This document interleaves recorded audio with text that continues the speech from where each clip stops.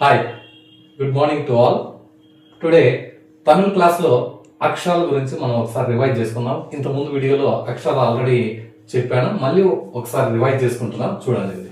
So ఇది ఆ ఆ ఆని ఇలా రాస్తాం తమిళ్లో. ఓకే,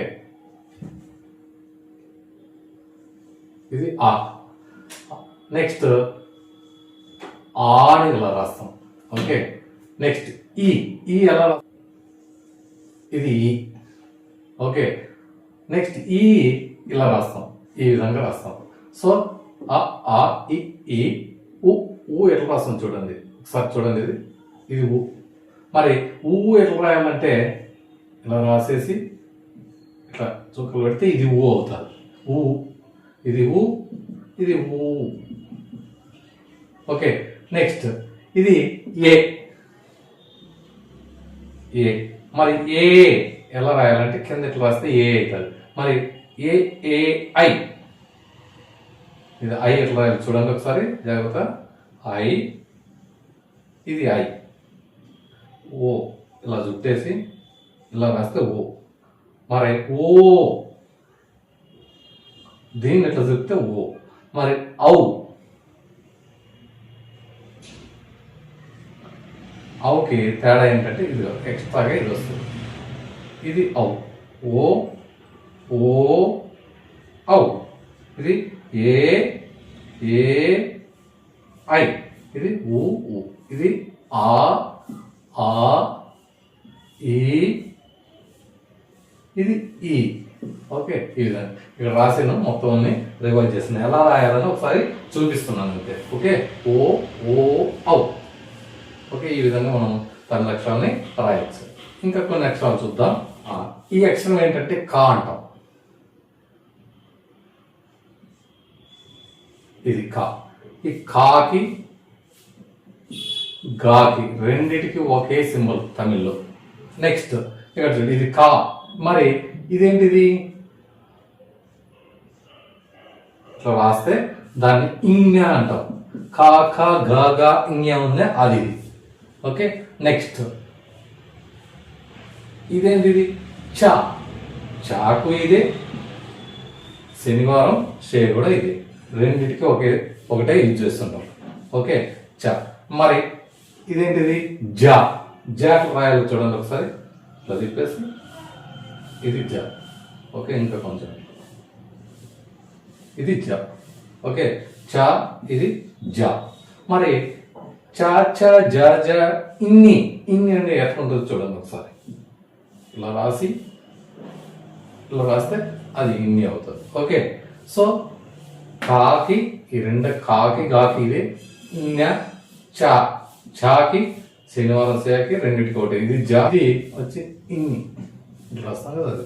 ఓకే, నెక్స్ట్ తా. తాకి దాకి రెండింటికి ఒకటి. తాకి దాకి ఒకటి. మరి అనా.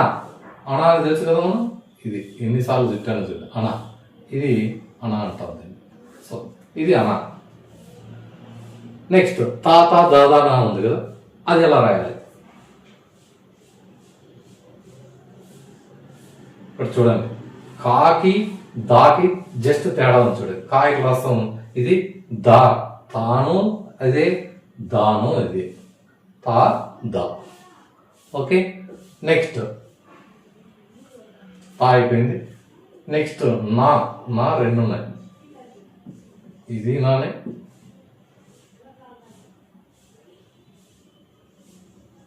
ఇది కూడా నానే.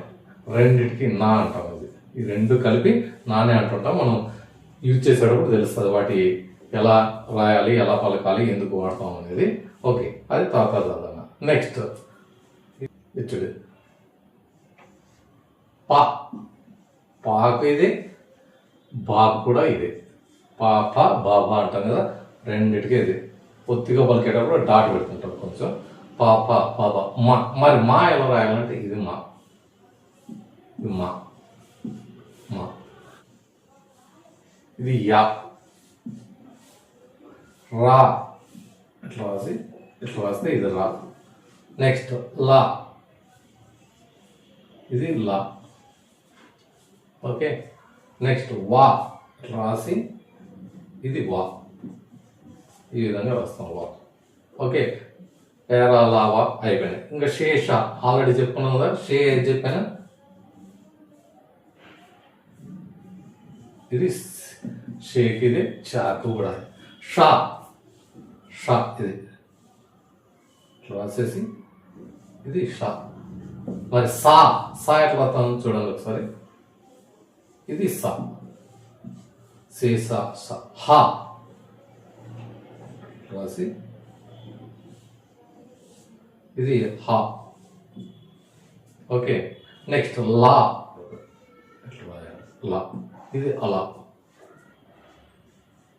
రాసి చుట్టేసి ఇది క్ష. ఓకే ఓకే, ఇవి అక్షరాలు. నెక్స్ట్ కొన్ని అక్షరాలకి గుణింతాలు చూద్దాం. తెలుగులో కా, కాకు దీర్ఘిస్తే కా, కాకు గుడిస్తే కీ అంటుంటాం కదా, అలానే తమిళ్లో కూడా మనం రాయొచ్చు. ఎలా రాయాలో చూడండి. కా, ఇది కా. ఓకే, కాకు దీర్ఘం ఎలా ఇవ్వాలి చూడండి. కా రాసేసి ఇది కాకు దీర్ఘం, కాకు గుడి, ఇది కాకు గుడి, కాకు గుడి దీర్ఘం,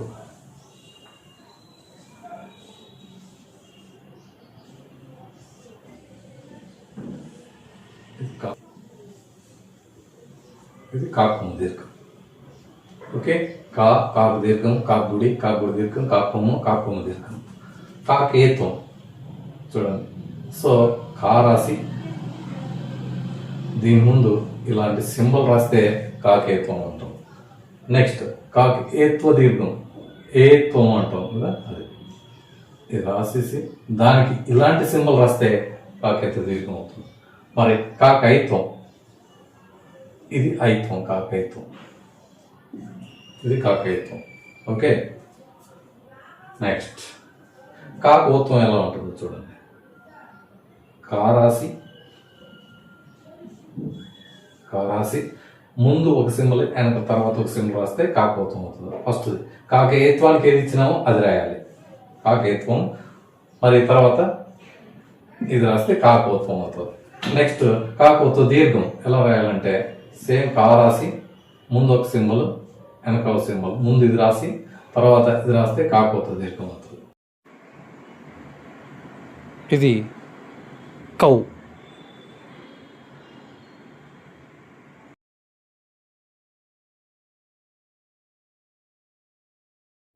నెక్స్ట్ ఇంకా కా దగ్గర సున్నా కమ్మని చదువుతాం కదా, అది ఇట్లా వస్తాం కా.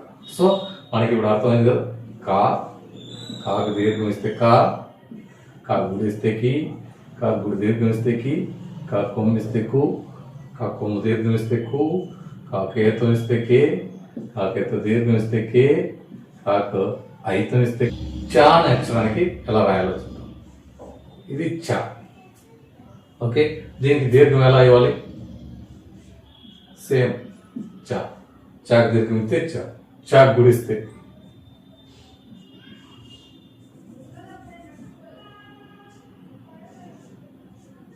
గుడి, చాకు గుడి దీర్ఘం.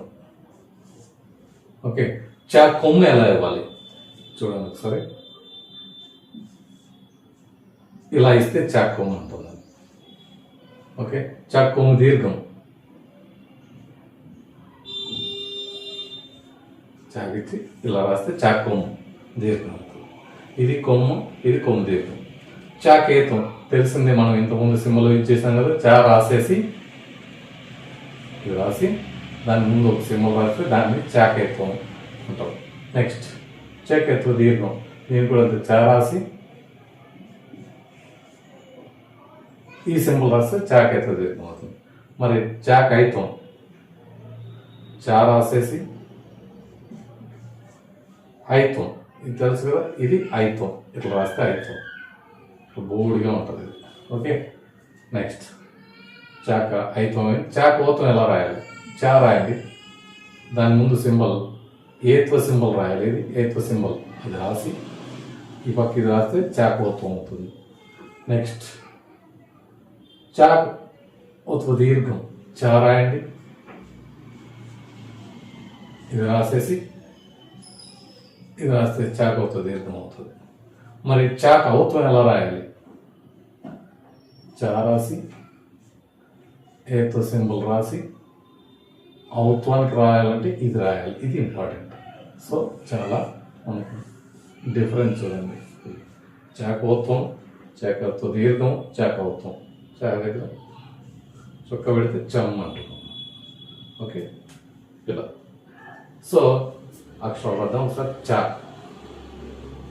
శనివారం సే కూడా ఇదే, దానికి రెండింటికి ఇదే అక్షరమే. ఇంతకుముందు కూడా అక్షరం చెప్పే కా అని, గా కూడా అదే. చా. నెక్స్ట్ చా గుడిస్తే చీ, చా గుడి దీర్ఘమైతే చీ, చాకొమ్మితే చు, చాకొమ్మ దీర్ఘమైతే చు, చా గుడి చాకేతమైతే చే, చాకేత దీర్ఘమైతే చే, చాకైతమైతే చై, చాకోతమైతే చో, చాకోత దీర్ఘమైతే చో, చాకు ఔత్వమైతే చౌ, చాకు దగ్గర సున్నా అయితే చం. సో ఈ విధంగా మనం అక్షరాలకి గుణింతాలు రాస్తాం. ఈ మనం ఏదైనా లాంగ్వేజ్ నేర్చుకోవాలంటే అక్షరాలు వాటి గుణింతాలే ప్రామాణికం కాబట్టి మనం వీటి మీద బాగా ఐడియా ఉంటే మనం ఈజీగా పదాల నుంచి వాక్యాల నుంచి పేరాలు రాయొచ్చు. అలా ఆ విధంగా మనం రాయొచ్చు. సో ఇదన్నమాట. సో ఇలానే మనం ఈ తమిళ క్లాస్ని కంటిన్యూ చేద్దాం. బాగా ప్రాక్టీస్ చేయండి. ప్రాక్టీస్ చేస్తేనే మీకు అంటే అక్షరాలు రాయడము చదవడం వస్తే ఆటోమేటిక్గా పదాలకు వెళ్తాం. పదాలు కూడా రాయడం చదవడం వస్తే ఆటోమేటిక్గా మనం లాంగ్వేజ్ మీద పట్టు వస్తుంది. ఓకే.